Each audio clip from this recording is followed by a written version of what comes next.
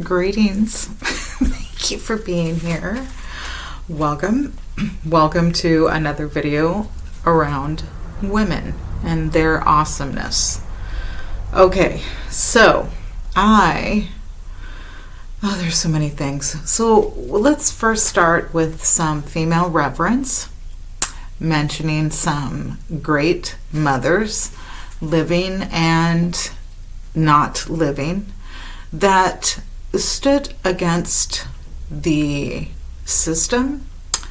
They spoke out. They were the I swear, it's like they know. They're like, oh, you're doing something? Let's make all the noises possible to distract you and to also be in the video. Is that it? Hold on real quick. Okay, great mothers. Spoke out, were influential for their time, and are still influential to this day. So I want to start with one of my faves. When I was growing up, she was an icon, someone to really look up to as far as like standing against the norm, standing up against the system just by existing, and that is Grace Jones. I mean, also her name is Grace, right? She was born in Jamaica, fairly strict upbringing, and became a model. And in her modeling, she also moved into music and entertainment. If you don't know, she's in several movies and is just a powerhouse. What someone today might call an Amazon, or looks like an Amazon. She definitely was not the average beauty, so to speak. She's highly melanated. She also has some what would be considered masculine features or androgynous. And she embodied that. She exaggerated that as part of her standing out and showing out. She always wore very elaborate headpieces and clothing, and she was, for the time, something different, and not only different, but highly revered for her time. And she's still living. She is 77, I believe, and still contributes to music. Also, she was outside of the norm as far as even dating for her time. And just a kind of in-your-face advocate for differences, for people's rights, and for people's rights to be who they are and not worry about it. Okay, then there is Sinead O'Connor. May she rest in power. One who spoke out against the clergy and spoke out against certain abuses that were happening and harm that was happening, and how there was no consequences for them. And it caused her great I would say pushback, and even putting her in a position of danger, basically. Not danger in the sense of like her life, so to speak, but her life as far as getting known and being promoted. She definitely got backlash for speaking out. And as a pale woman in her field, she definitely stepped outside of what was expected of her. And this idea that women are supposed to be quiet and demure and go along with things. She was not that woman. Okay, and also, like I said, may she rest in power. Then I moved to Eartha Kitt. Eartha Kitt. There are so many things that you could say about her in influence and in being outspoken. Her influence, what I saw growing up, she utilized her beauty and sexuality to improve her status, so to speak. She utilized what she knew could work to push herself out there, her voice and her character. Also, she was biracial, and she often spoke about how she didn't feel like she fit in either group. She was, I believe, Korean and melanated American, and always had some kind of pushback around that. She also, not necessarily pushback, but a lot of what we hear still today around multiracial or biracial people, specifically mixed with melanated American, and how there is so much around that.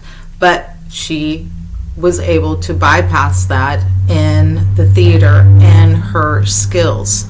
She became so well known that she was invited to a luncheon at the White House where she spoke openly about her opinions, and it affected her career. But she did not care. She did not care. And she also spoke out about men as far as needing one and what you give them. She was very open about saying what is it about them so much that we would have to dismiss ourselves, so to speak.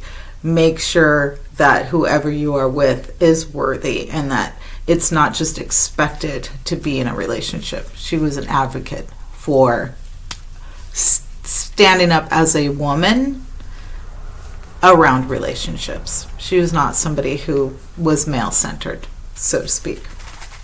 And just for her time, she's a legend. Okay, may she also rest in power. And then the last lady I want to bring up is Pam Grier, who has played, and also, Pam Grier for the moment. There's also Nichelle that was in Star Trek, but they both influenced because they are melanated women who played positions in TV and in movies that were the protagonist. They were the hero, or they were extremely smart, had skills of self-defense, also were extremely beautiful, and highly melanated, which you did not see during that time. There seemed to be a stereotype, which we still see today, that was played during those times, which is like the 60s, 70s, and early 80s. Both of these women, Pam Grier included, speaking up for herself, saying she was not going to take roles that were diminishing. And same with Nichelle. Nichelle plays Lieutenant Uhura on Star Trek. And then Pam Grier played in Foxy Brown and several other like bad Mamma Jamma type movies and TV shows. Mostly movies. So those are, I'm not sure, I didn't look to see if Nichelle is still alive, but Pam Grier is. She is 76 and she still is active, especially around like Black Actors Associations and speaking out and helping support that realm of, let's say, exposure and being seen and standing up and speaking out for the peoples. So I'm going to check real quick. Okay, Nichelle Nichols is her name. Lieutenant Uhura. I think I said that wrong. Sadly, she did pass away in 2022 at the age of 89. May she rest in power. Another great mother that influenced many peoples, especially melanated peoples. Most of the women I mentioned are melanated or also extremely outspoken. All right, moving on. So, in the Women's Myths and Secrets, and I'm so excited to say I now also have the Dictionary of Women's Signs and Symbols. Okay, the Women's Dictionary of Symbols and Sacred Objects. Okay, I got that book. I'm so excited. So there's a lot I want to share in this, but before I get to that book, I had gone into Kali Ma in the Women's Encyclopedia of Myths and Secrets, and I bring her up for several reasons. There is a lot that we know about Kali Ma, and there has been so many different depictions of her, and she is also known as the goddess of many names. She is the goddess of creation. She is a triple goddess. Well, we also hear about what are called like Kali Yugas, and relating back to the Great Mother in the movement and times of the planet. And as you know, I get into stars and that type of thing, and that's in that book. I'm going to get into that. I don't know if it's going to be on this video because I wanted to share a reading out of the Women's Encyclopedia of Myths and Secrets around Kali Ma, because there are some things in here that I didn't know about her, but I did know about her, and bringing it to how universal her name and influence is. Okay, it's not a short read, but there is tons of information, so I hope you stick around for this as I get into it.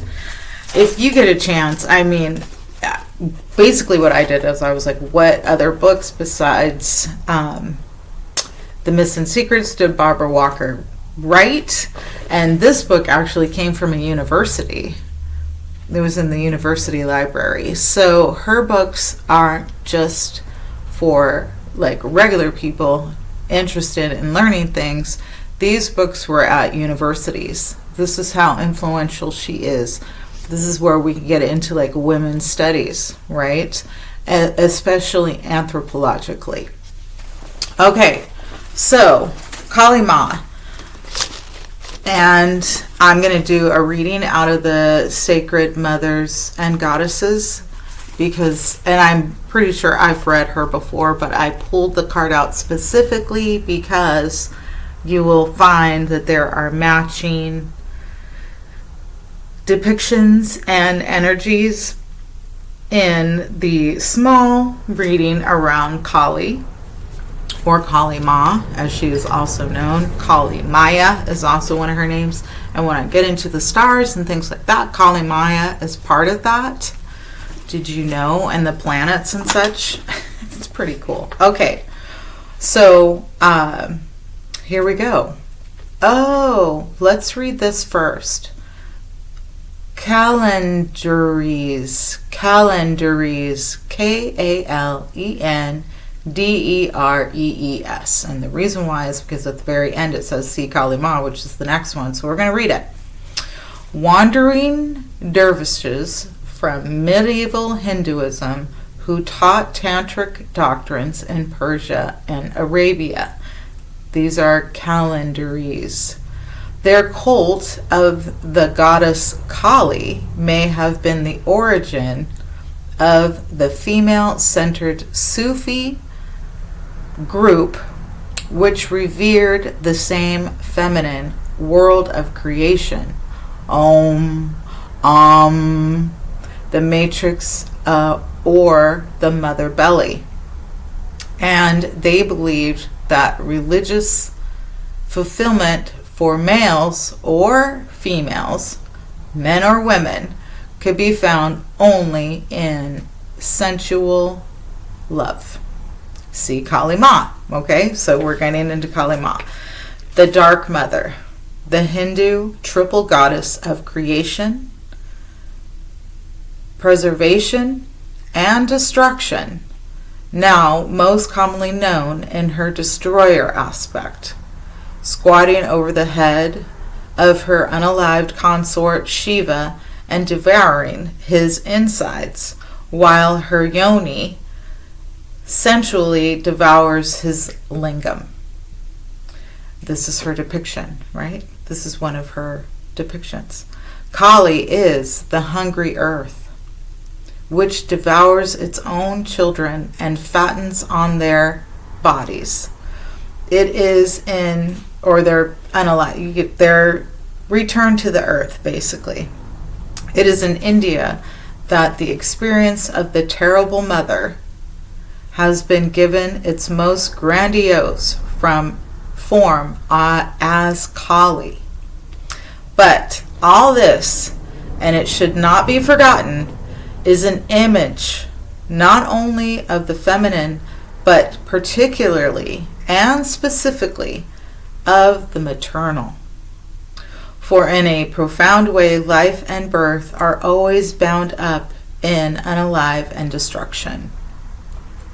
Kali was the basic archetypal image of the birth and unalive mother, simultaneously womb and tomb, giver of life and devourer of her children. The same image portrayed in 1,000 ancient religions. Even modern psychologists face the image with uneasy acknowledgement of its power.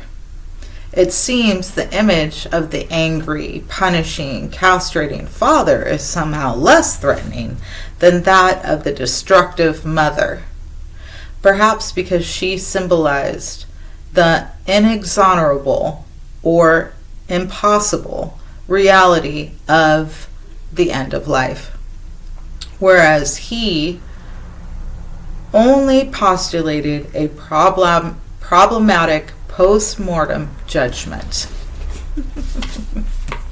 Tantric worshippers of Kali thought it was essential to face her curse. The terror of the end of life was willingly as they accepted the goodness from her beautiful, nurturing maternal aspect. For them, wisdom meant learning that no coin has only one side. As the end of life cannot exist without life, so also life cannot exist without the end of it. Kali sages communed with her in the grisly atmosphere of the cremation ground. To become familiar with images of the end of life, they said, his goddess, his loving mother in time, who gives him birth and loves him in the flesh, also destroys him in the flesh. His image of her is complex if he does not know her as his tearer and devourer. Few Western scholars understood the profound philosophy behind the hideous images of Kali, the destroyer. The London Museum displayed such an image with the label saying only Kali, destroying demon. The Encyclopedia Britannica devoted 5 columns to Christian interpretations of the logos without ever mentioning its origin in Kali's Om, or creative world. Kali herself was dismissed in a brief paragraph as the wife of Shiva and a goddess of disease. Certainly, as the Kalika or crone, she governed every form of the end of life, including dis-ease, but she also ruled every form of life. Kali stood for existence, which meant becoming, because all her world was an eternal living flux from which all things rose and disappeared again in endless cycles. The gods whom she bore devoured, addressed her thus: Thou art the original of all the manifestations. Thou art the birthplace of even us. Thou knowest the whole world, yet none know thee. Thou art both subtle and gross, manifested and veiled, formless yet with form. Who can understand thee? It is thou who art the supreme primordial Kalika, resuming after dissolution thine own form, dark and formless. Thou alone remainest as one ineffable and inconceivable, though thyself without beginning, multiform by the power of Maya. Thou art the beginning of all, creatrix, protectress, and the destructress. Okay. Brahmins assigned Kali 3 functions to 3 male gods, calling them Brahma, the creator, Vishnu, the preserver, and Kali's archaic consort Shiva, the destroyer. But many scriptures opposed this male trinity as offensively artificial. A prayer to the Tantresa said, O Mother, cause and mother of the world, thou art the one primordial being, mother of innumerable creatures, creatrix of the very gods, even Brahma, the creator, Vishnu, the preserver, and Shiva, the destroyer. O Mother, in hymning thy praise, I purify my speech. The Nirvana Tantra treated the claims of male gods with contempt. Brahma, Vishnu, Maheshwara, Shiva, and the other gods are born of the body of that beginningless and eternal Kalika. And at the time of dissolution, they again disappear into her. O Devi, for this reason, so long as the living man does not know the supreme truth in regard to her, his desire for liberation can only give rise to ridicule. From a part only in Kalika, the primordial Shakti, arises Brahma. From a part only arises Vishnu.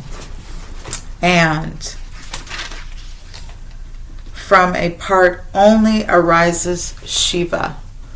O fair-eyed Devi, just as rivers and lakes are unable to traverse a vast sea, so Brahma and other gods lose their separate existence in entering the uncrossable and infinite being of the great Kali.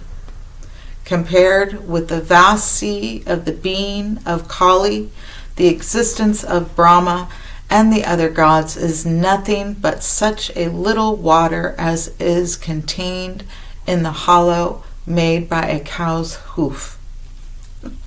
Just as it is impossible for a hollow made by a cow's hoof to form a notion of the unfathomable depths of a sea, so is it impossible for Brahma and other gods to have a knowledge of the nature of Kali. So even devotees, once this started shifting into more patriarchal idea around Kali Ma, many of her followers disagreed with this. Even the arrogant Vishnu, who claimed to have brought the whole earth out of the primordial abyss, received the grace of enlightenment concerning Kali and wrote a poem about her. Material cause of all change, manifestation, and destruction, the whole universe rests upon her, rises out of her, and melts away into her. From her are crystallized the original elements and qualities which construct the apparent worlds. She is both mother and grave, The gods themselves are merely constructs out of her material substance, which is both consciousness and potential joy. The Yogini Tantra said of Kali, "Whatsoever power anything possesses, that is the goddess." Shakti, power, was one of her important names. Without her, neither man nor God could act at all. It is she, a power, Shakti, that takes the active and changeful part in generations, as also in conceiving, bearing, and giving birth to the world child. All this is the function of the divine as it is of the human mother. It is thus to the mother that man owes the world of forms or universe. It is thus to the mother that man owes the world of forms or universe. Without her, as material cause, being cannot display itself. It is but a corpse. Primacy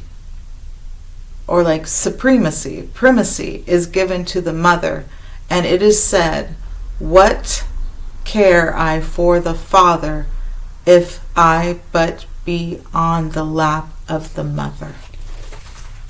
A tantric scholar points out that the poets have found much more intimate cries of the heart when they spoke of the deity as their mother, that when they addressed themselves to God as Father. Kali's poets approached her through love, by feeling she is known. How then can a lack of feeling find her? Isn't that interesting? Okay, I'm just going to sidebar. Is that the link to removing us from nature?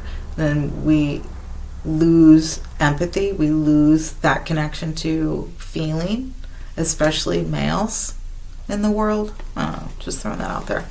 Okay. All is mother. All is in their view. This is the tantric scholars. In their view, all is the mother, and she is reality herself.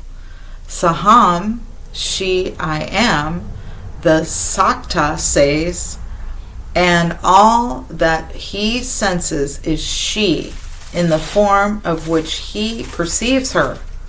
It is she who in and as him drinks the consecrated wine, and she is the wine. She feeds him as a mother feeds her child, and he becomes immortal.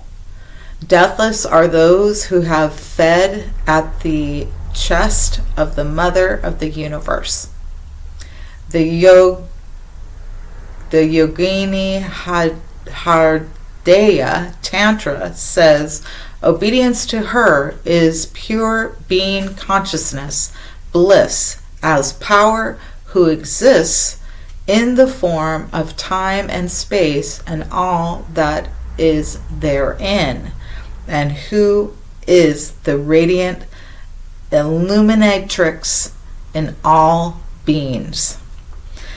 As mother, Kali was called treasure house of compassion, Karuna, giver of life to the world, the life of all lives.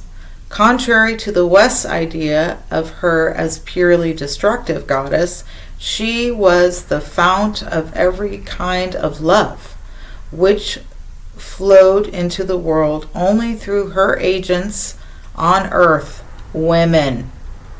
Thus it is said a male worshipper of Kali bows down at the feet of women, regarding them as his rightful teachers. Let me say that again.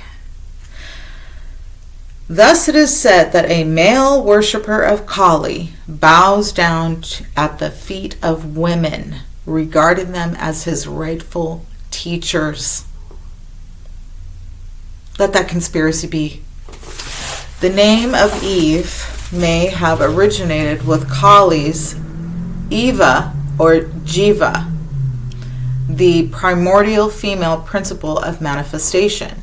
She gave birth to her first manifested form and called him Edom, aka Adam. She also bore the same title given to Eve in the Old Testament, Mother of all living, Jaganmata. Jaganmata is another word for Mother of all living, and for Mother Kali. As the primordial deep, or the menstrual ocean of blood at creation, Kali was certainly the same as the biblical Tihom, Tiamat, or Tohu Bohu, the flux representing her state and formlessness between manifested universes. As Mahalia Sarvati, the great blue river goddess, she was probably the original namesake of the river Nile.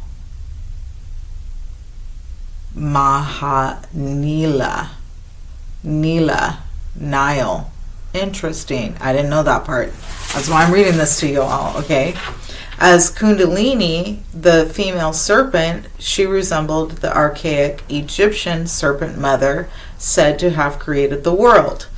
It is said of the Kundalini that the beginning of the universe, she starts to uncoil in a spiral line movement, which is the movement of creation.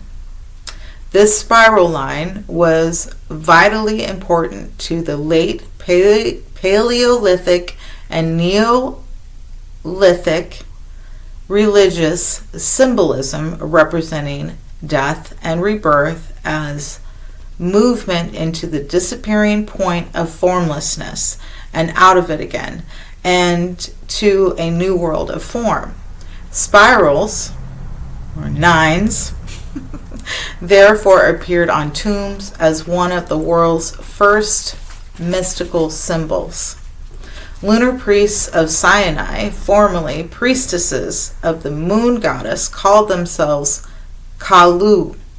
Similar priestesses of prehistoric Ireland were the Kells, origin of the name Kelly, which meant a hierophantic clan devoted to the goddess Kali, or Kelly, Kele.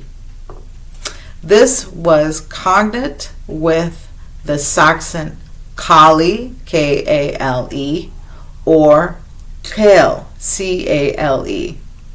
Cale, Kale, Kali, whose lunar calendar or calends, I've done a video on that, including the spring month of Sprout Kale, where Mother Earth Kale, or Kali, so it could be Sprout Kali, Sprout Kale, put forth new shoots.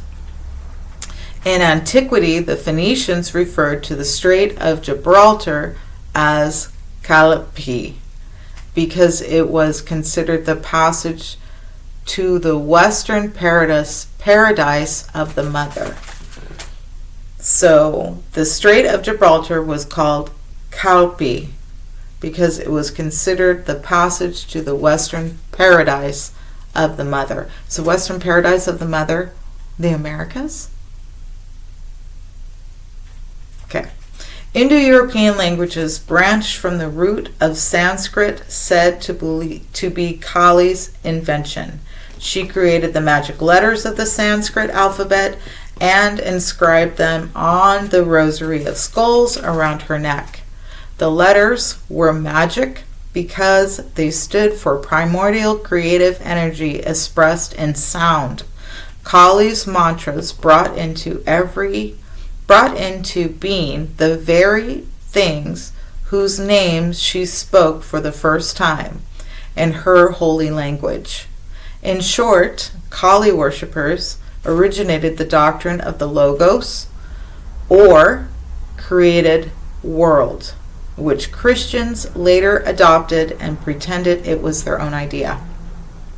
Kali's letters magically combined the elements, which were previously separate as fiery, airy, masculine, or watery, earthy, feminine forces. The former were cruel, the latter were benevolent. This distinction seemed to reflect the tantric view of Kali as Lady of Life and her spouse as Lord of the End of Life. Though called the One, Kali was always a trinity, the same Virgin Mother Crone triad established perhaps 9 or 10 millennia ago, giving the Celts her triple Morgan, the Greeks their triple Moirae, and all other manifestation of the threefold goddesses.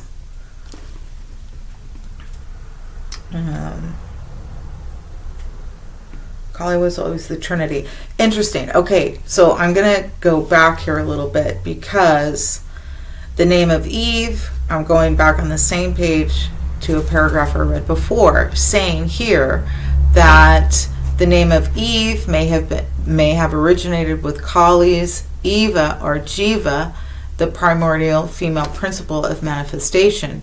She gave birth to her first manifested form and called him Idam.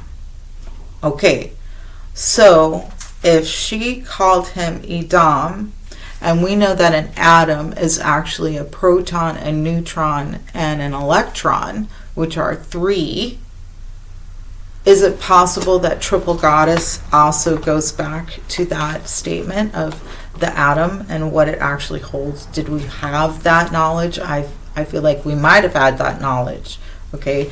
Because if we consider Kali also the Trinity, and the name of Eve may have originated from Kali, giving the name Idam or Adam, manifesting form.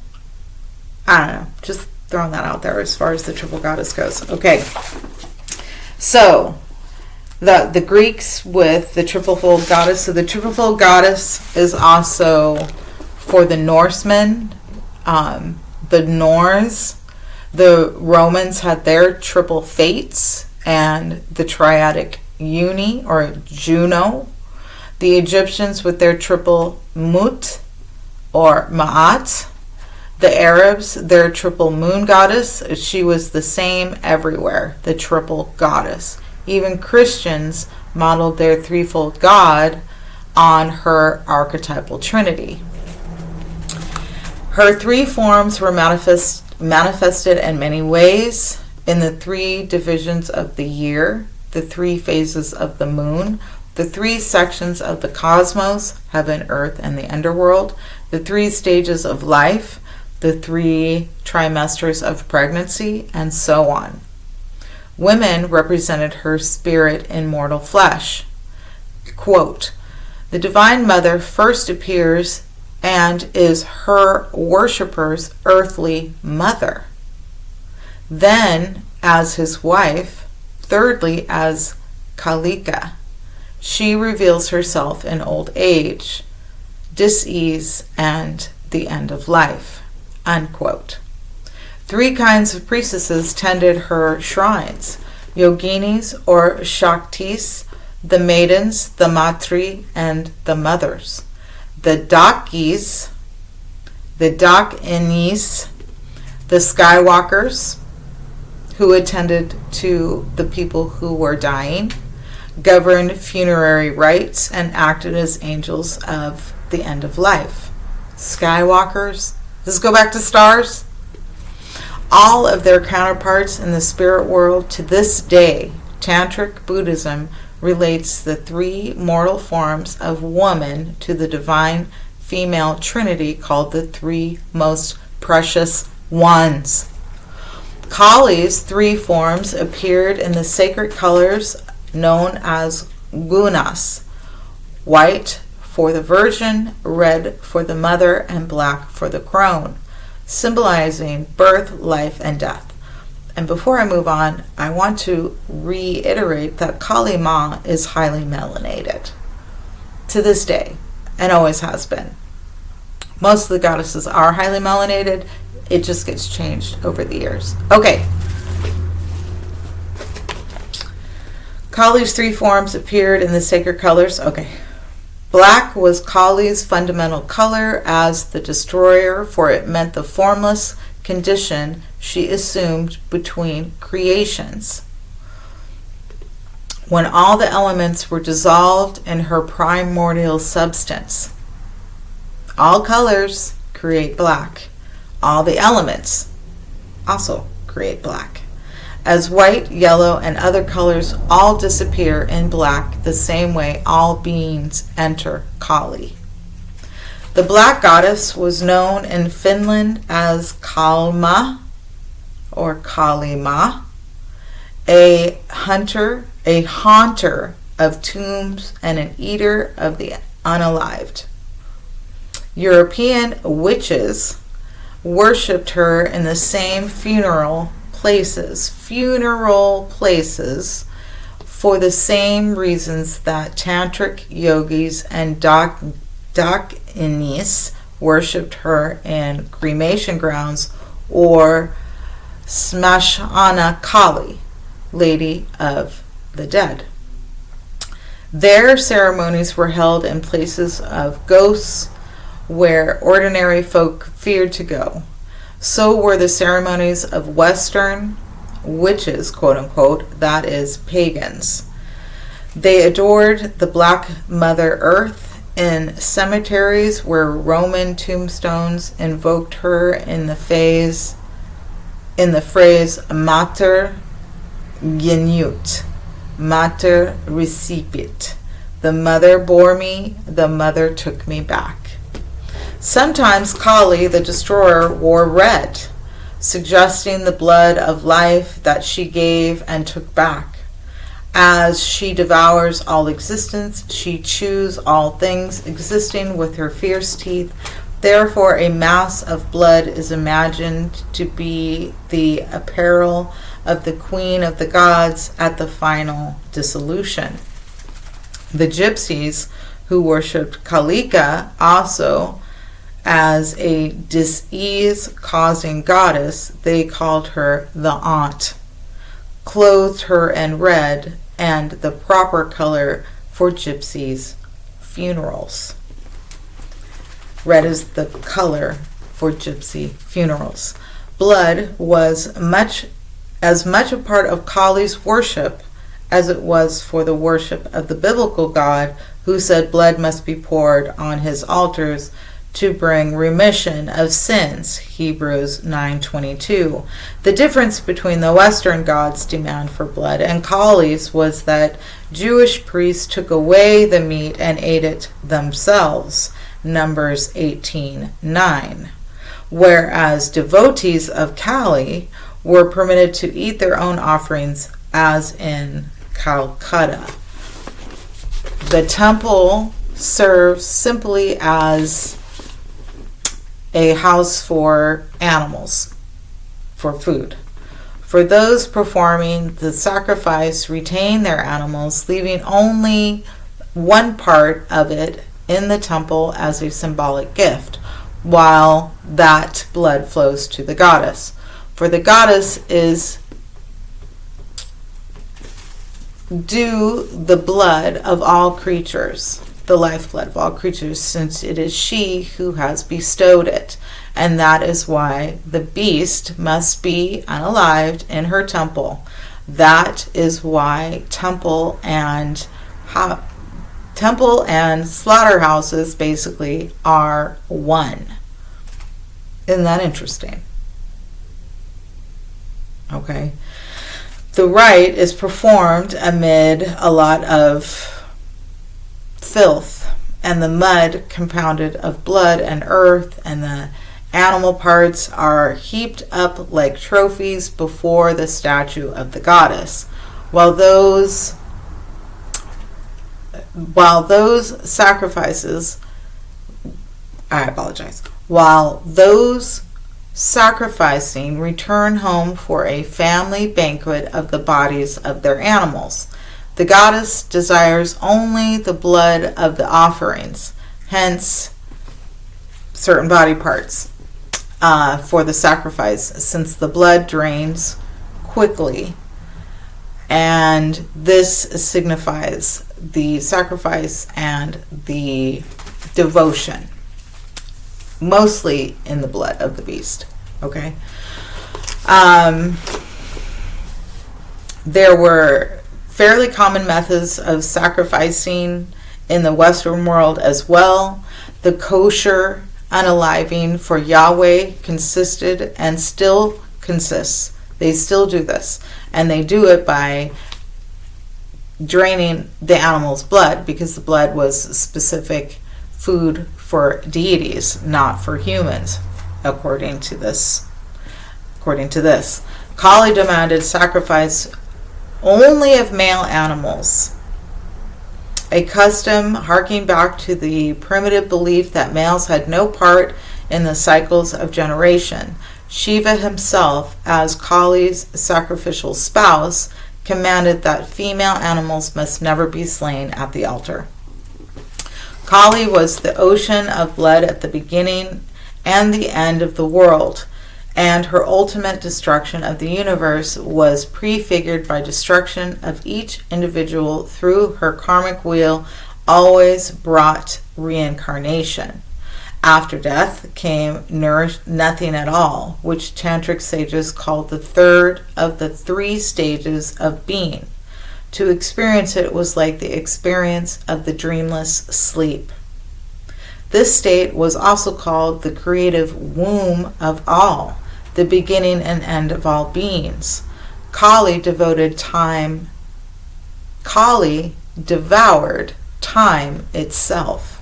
At the end of time, she resumes her dark formlessness, which appeared in all the myths of before creation and after doomsday as the elemental word, quote, chaos.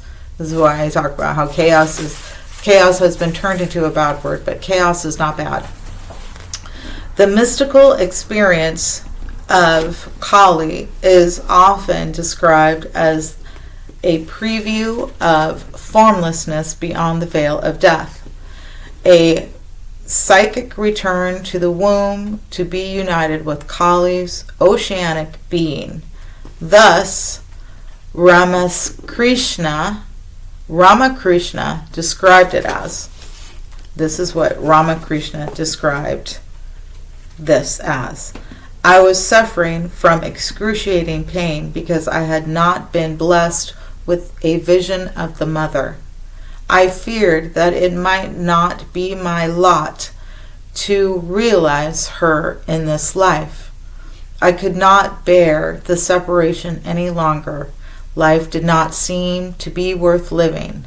Then my eyes fell on the sword that was kept in the mother's temple.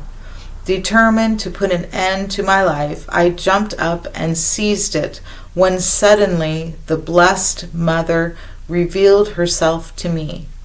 The temple and all vanished, leaving no trace. Instead, there was a limitless, infinite, shining ocean of consciousness or spirit. As far as the eye could see, its billows were rushing towards me from all sides to swallow me up. I was panting for breath. I was caught in the billows and fell down senseless. So Ramakrishna is one of the leading Hindu saints of the 19th century and is fairly familiar to the Western world through the teachings of one of his famous disciples, Vivekananda. Vivekananda is one of his disciples. Okay, so Ramakrishna revitalized the worship of the mother. As his pupil, Vivekananda said, it was no new truths that Ramakrishna came to preach, though his advent brought old truths to light. Vivekananda predicted the resurgence of the mother into consciousness of the world's population after patriarchal religion had forced her into concealment in the unconsciousness. One vision I see clear, this is what he was saying. One vision I see clear as life before me, that the ancient mother has awakened once more, sitting on her throne, rejuvenated, more glorious than ever. Proclaim her to all the world with the voice of peace and benediction. Clearly, this goddess was much more than the London's museum's destroying demon. That is Kali Ma, okay? Whew. Whew. Just his prediction that she will come, the Great Mother will come back into the consciousness of the world. I mean, is that now? That's today. That's happening right now as far as I'm concerned. Okay? So, with that, we will conclude this video, which is almost an hour long. Thank you for listening to all that with Kali in the Sacred Mothers and Goddesses Tarot deck, or Oracle deck, okay? So Kali is ending and beginnings, as we just went through. We also see the third eye, or the first eye here, and she is blue. And what we have noticed, what I have noticed around kind of representation, when we see blue, it's also black. It's melanated people, okay? It's melanated people. And Kali Ma is, in many of her depictions, is actually highly melanated. She's are called black, very dark, okay? All right, endings and beginnings. This powerful Hindu goddess Kali provides liberation from the ego. And I think ego is predominantly formed through patriarchy. I wonder if we even had the word ego before patriarchy. Okay. She wears a garland of skulls, trophies that symbolize how liberated her children are from attachment, or from attachment to the body and limited ways of thinking. They are free from that. And Kali is a warrior goddess, a power to be reckoned with, as well as a material goddess. As she bursts through death and transformation, she is a mother and she is a fear protectress, all in one. She is one of the most misunderstood of the Hindu goddesses. We just read all that, and why? Because of her association with the end of life. However, the end of life that she brings is a necessary one, or the transformation, bringing in change. Her energy is strong, and she will shake you with the raw truth. She will see that you do not continue down a path that causes you to stumble and doubt yourself. As the shining one and the goddess of darkness, Kali, encourages personal evolution through the darkness into light, or into knowingness, into knowledge. When faced with letting go of different life stages, places, people, and ways of thinking, Kali is the goddess who leads us through the most challenging times into manifesting our true selves. She helps to explain why I keep doing that. She helps to expand our mind further than our limited view of reality. Kali will tear off your nose. Oh my gosh.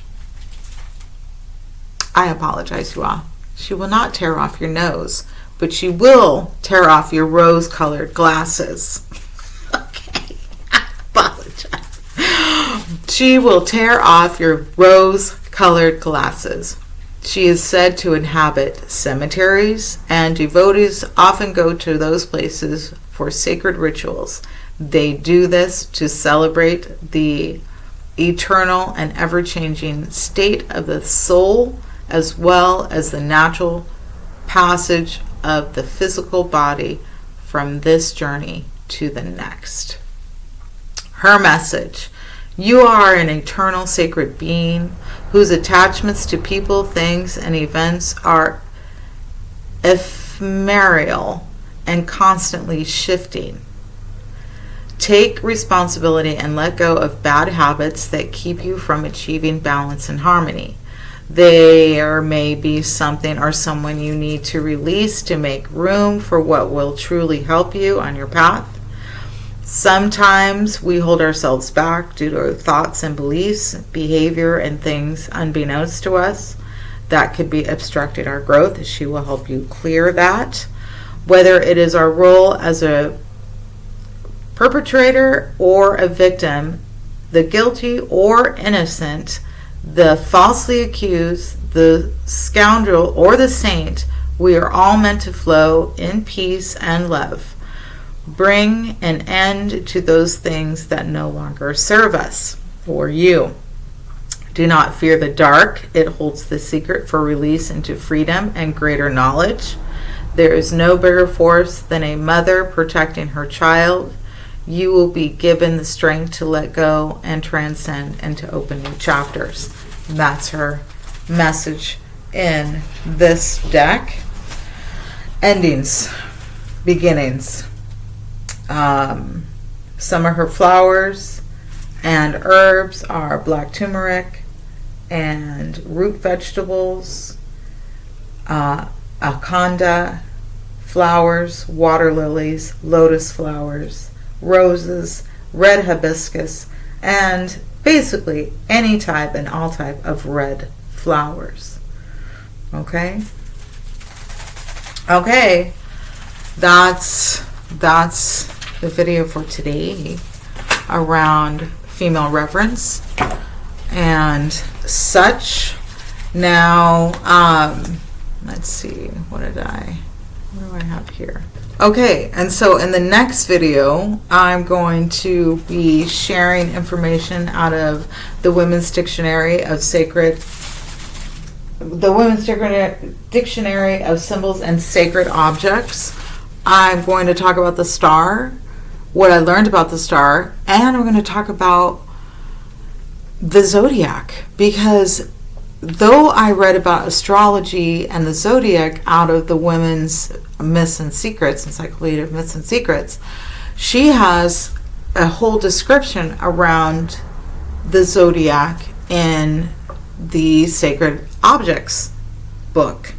And it actually made me really happy because it solidified a lot of my theories around everything goes back to the stars. So that'll be my next video.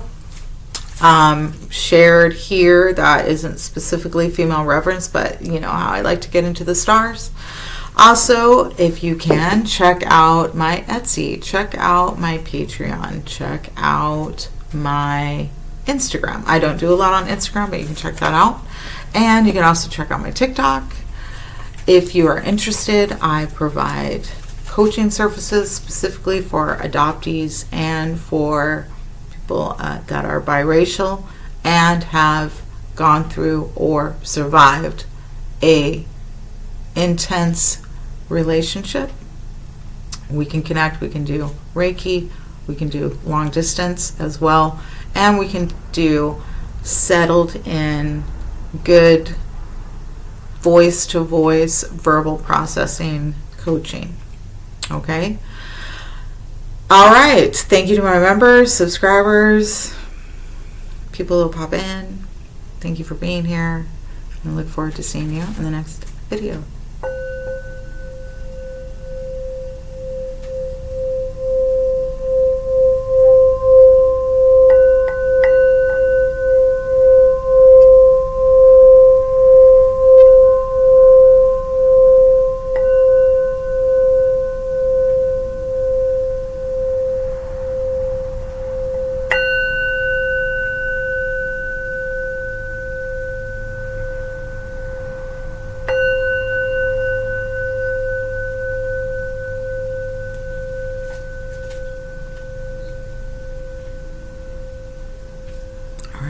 next time.